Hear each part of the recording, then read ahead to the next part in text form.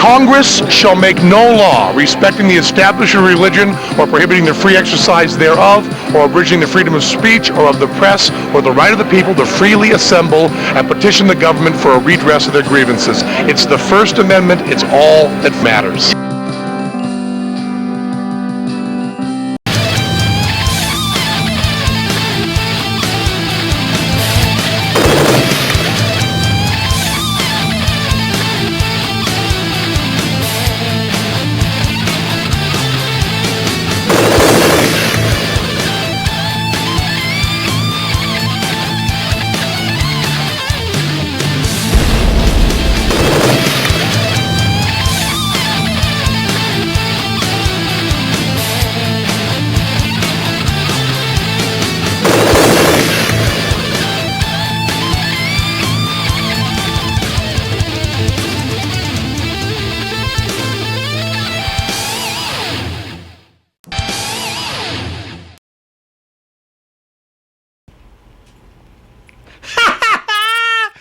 Welcome to another episode of the Rick Castellano Show. Folks, Castellano was very tired tonight, and I said, Ed, we got to film another show, huh? I'm not in the mood. I got a million things going on, but you know what?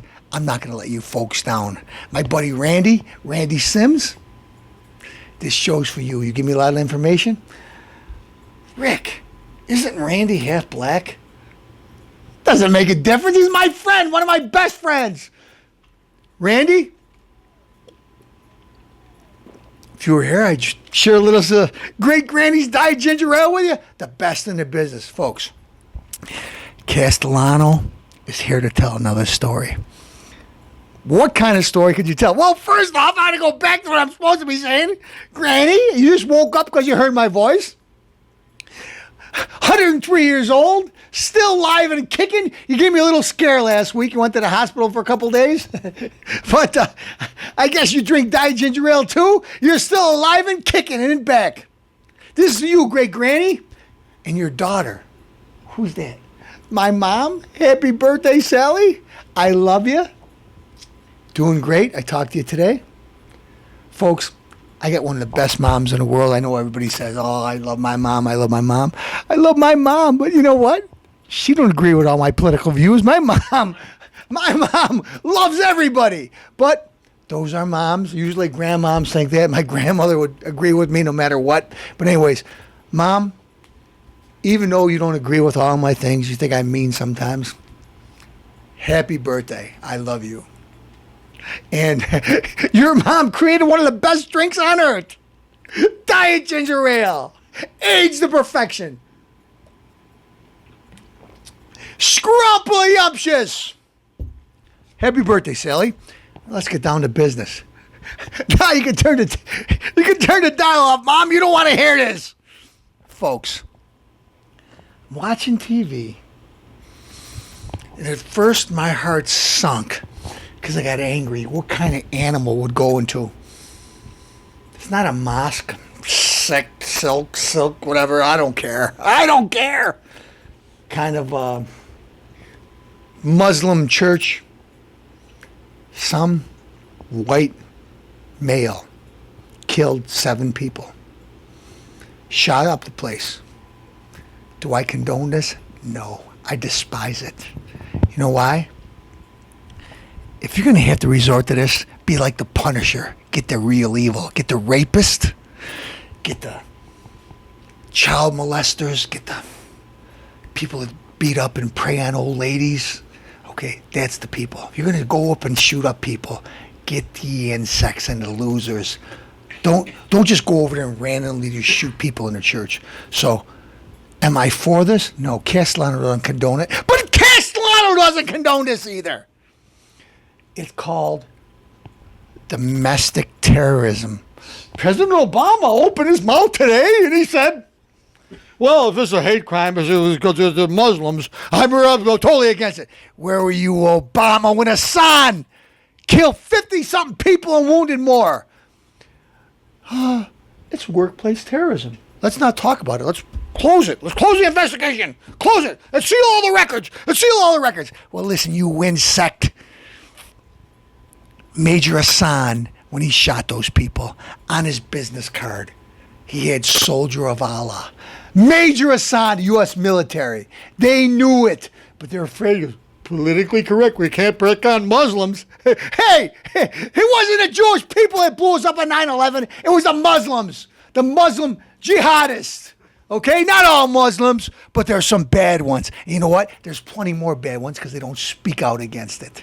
Okay, so if you're condoning it, if you're not opening your mouth, you're no good. Okay, so today, guy sang in a rock band that sang some neo-Nazi stuff. He sang music. We didn't find out he was in a registered neo-Nazi. Not that I'm saying he's not, because I don't condone this guy, because I don't like him either. But every single thing you want to know about this guy, you know what? He burped in the 3rd grade. You know everything, but Major Assad killed 5-10 times more people. We don't know nothing. It's workplace violence. No, it isn't. You goof! Listen, Obama, you double weird dope! Major Hassan contacted al-Maliki 14 times. The #1 terrorist that you killed in the Jones strike. You know why you don't want to bring him in? Because you don't know what he would say, what kind of stuff he would say about your Muslim buddies. Yeah, I'm saying your Muslim buddies. You reject, okay? I don't believe you. Castellano, are you saying you're a birther? I don't care what you say, Em. I don't think this guy's from our country because he's destroying it. Okay? Am I mad? Yeah. Am I saying things that might be off the hook? Yeah, I don't care. I don't care! Obama, I think you're a terrorist to this country. Why? Let's see. Folks, we're in a major catastrophe. This country's in dire needs. We got to bail out the car companies. Okay, let's give GM a lot of money. And what do they do with the money? They give it to the union, and everybody gets their executive health care. They didn't spend to get more jobs. Folks, we're in dire need. If we don't pass this stimulus, and I'm sick and tired, I'm smarter than half the people, even on Fox. These liars that say, the unemployment rate that Obama got it, and it's at 8%, and we're at dire straits. Listen, you goof. When Obama first got it, was below 8%. He said if we didn't pass the stimulus, we had to pass the stimulus. If we don't pass the stimulus, it's going to go up to 8%. Well, it's been up to 8% for 49 months after we passed the stimulus. You goof! You crook! I don't want to hear any more, Bush got us into this. No, you know what? Because if we didn't spend the $1 trillion, we'd be below 8%. We got to pass the healthcare thing. We don't. Wait. First, got to pass the stimulus, otherwise the unemployment rate will go up to 8%. Well, you know what? We spent $1 trillion. $1 trillion! Folks, do you realize how many jobs, how many $30,000 jobs you could create for $1 trillion? Castellano can't even add that up in my head, so I won't even begin to think. But it's many, way more that got created with $1 trillion. Hey, let's give the GM. How you doing, SAIU? Folks, how you doing? Over there? Hey, you're going to paint feces? Okay. Mayor Bloomberg, you want to cut down the soda to 16 ounces so people don't get fat? My wife, broccoli. Listen, every one of your plans suck. The economy sucks. People tell me that people are cashing in their 401ks in record droves. Why? Because the economy sucks. Well, Obama, I created 4 million jobs since I started. Well, listen, Obama, you might be lying to the regular people, but let me tell you, folks, listen. Look at the lips, all you people, because most of the Castellano fans out there know what I'm talking about, but I'm going to tell you what I'm talking about. We have so many people going into the workforce, graduating college, getting older, that you can't, if you create, 80,000 jobs this month. We did pretty good. We created 80,000 jobs. In order to have just an even balance, we got to create 225,000 jobs. 225. So if you create 80,000 jobs, you're a failure. A failure. because you won't even balance the books. Like I just told you last week, 80,000 jobs we created and 85,000 people went on DSS. It's not a balance, is there? No. Oh, we created 4 million jobs. Listen, you insect.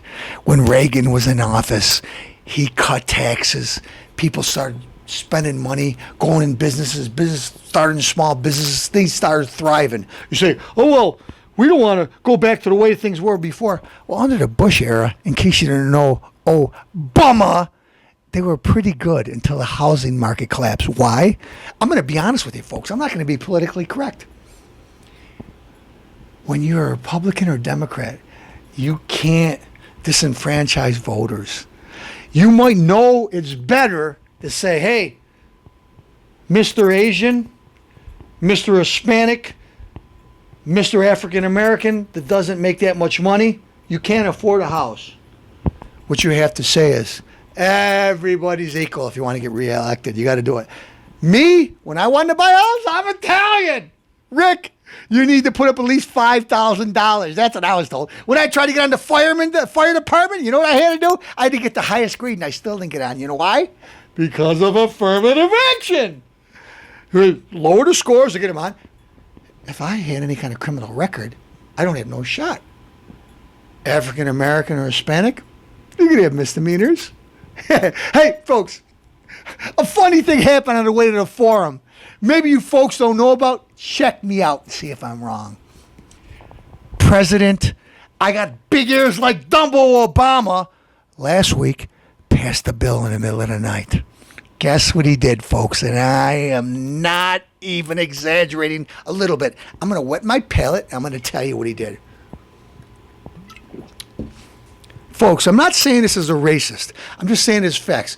You can't solve the problem unless you tell the truth.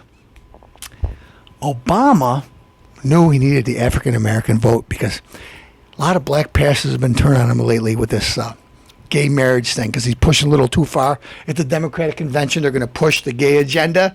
So they're even starting to get fed up. What does he do? African American people are upset in our school system because our school system is a mess. Because kumbaya, kumbaya, let's get strict. Our school system, more black students get in trouble than white students by about 40% more. What happened? Obama, by executive order. Now, usually, folks, by executive order, your nation's in a crisis. There's blizzards, hurricanes. There's somebody's trying to attack us. You want to go to code red or code blue or whatever in their country, that's when you go to executive order to do something. He had an executive order. What is his executive order? He wanted to appease the black population, a certain black population, because some black people are smart enough to know that they don't want to be talked down to. The black population, that more black students are getting in trouble than white students. So then President Obama said, let's be... show some initiative or exotic ideas, whatever. Bottom line, in order to equal the level of the white students and the black students getting in trouble, this white student shoots a spitball, he gets expelled from school. A black student smacks a teacher across the face or robs something or something like that. They're both kicked out of school. So now we can even the scales. Instead of, folks, you do this, you do this, you do this, there's consequences for it. No. There's too many black students getting in trouble. So we have to make it easier for a white student to get in trouble. If I'm lying, call me a liar. Look it up. Look on the internet.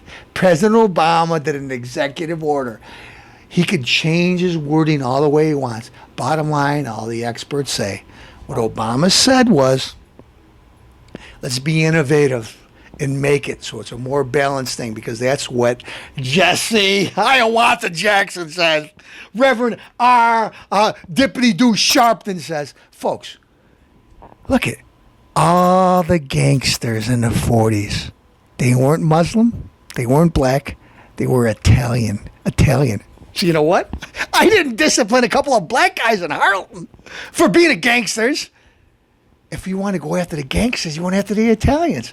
So why are we having a problem in the black population and in a higher amount? Is because they have kids out of wedlock 70% more. Now, in the white population, it's not as high as that, but the same thing. When there's kids out of wedlock, which is one parent having to do it, one parent trying to support the family and trying to discipline the kid, they can't do it. The kids are out of control. Listen, Mom, I said happy birthday to you, but God bless you. You know what you did to me?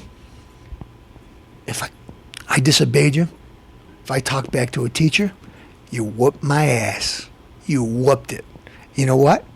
I thought twice about doing something. So, Obama, instead of saying, oh, we got to spend more money here, we got to spend more money here, let's have a little accountability.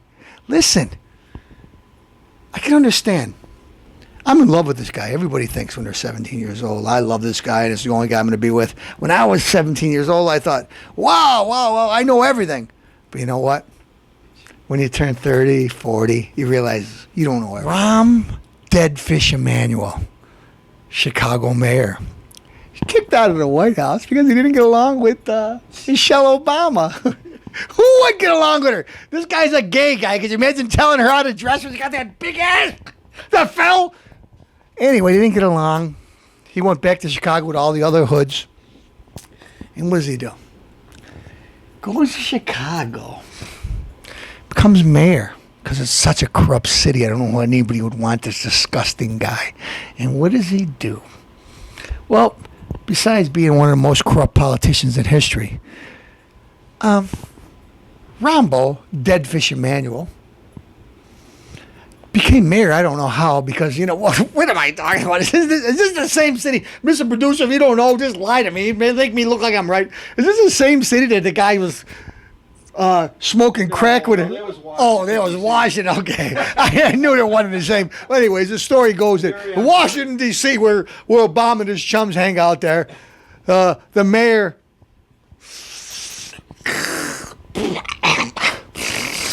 snorting crack with a hooker. Got caught on tape, snorting crack with a hooker. Got arrested. Marion Barry. Yeah. Marion Barry. Dingleberry. Anyways, this guy gets arrested and sent to jail. And what do? This is what I tell you what the people in Washington think. This is why I despise the whole state. What do? They reelect him when he gets out of jail. This is like how Chicago is, all crooks. Anyways, we got the dancing Matilda, Rahm Emanuel, the ballerina. Am I allowed to say fag? Yeah, you can say fag. Is that a bad word to say? Fag! You goof! I don't care about you, you queer. Listen, you're over there dancing like Dancing Matilda. And folks, all the other homosexual and lesbians and whatever, I'm not mad at you. This guy I despise. I'm mad at him, and I'm saying to him because, Chick-fil-A, they don't hold the values of Chicago. They can't come there because what happened? A guy was on a religious radio station, the owner, and he talked and he said he believes in the Bible. Let's see, the Bible is 6,000 years old. Not Rambo Emanuel, 50 years of living. 6,000 years old. 6,000 years old. People have been believing that marriage and Jesus, one man and one woman. We've been believing it for thousands of years. We're bad. We can't have those values. But listen, Dancing Matilda, and your tulips and your little high heels and stuff, you queer.